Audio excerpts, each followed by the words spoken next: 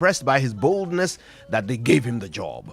Now, on his first day, the enthusiastic new executive negotiated and approved a huge investment deal, which lost IBM $10 million overnight.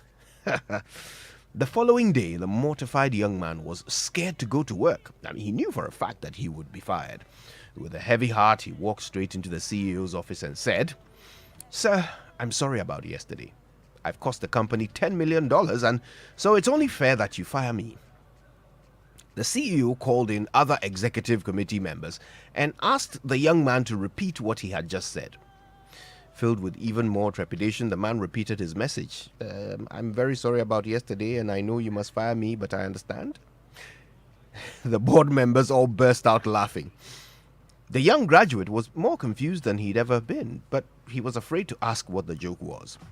Eventually, the CEO caught his breath and wiped away his tears of mirth long enough to look the young man dead in the eye and say, "My dear fellow, why would we fire you? Your training just cost us $10 million. And on cue, the room erupted into peals of laughter. The young man didn't join in, but he did allow himself a wry smile as understanding finally dawned on him.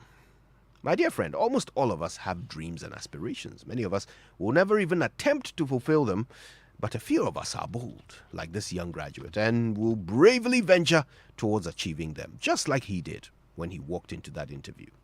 Sadly, out of those who will venture, most of us will give up the minute the very first thing goes wrong.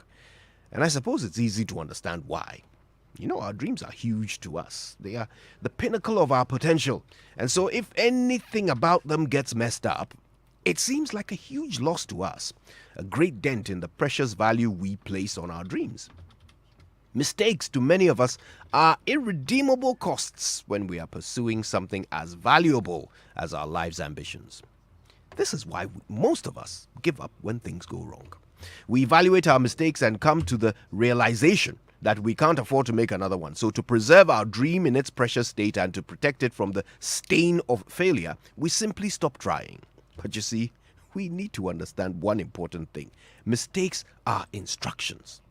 When Thomas Edison was trying to invent the light bulb, he and his assistants conducted thousands of experiments, testing different components, using different materials, making costly mistakes.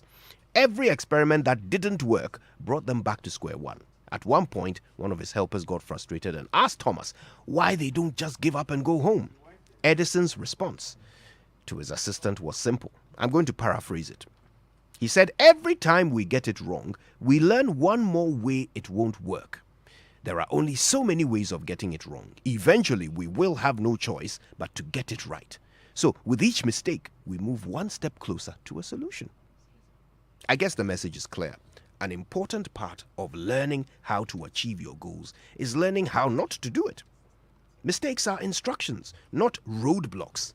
Let them teach you and not defeat you. My name is Joy99.7FM, and it doesn't matter how many times I fail.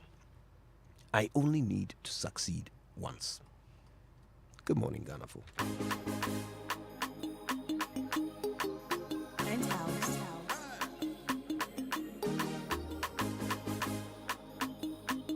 Mastercraft on the beat. Tina can make go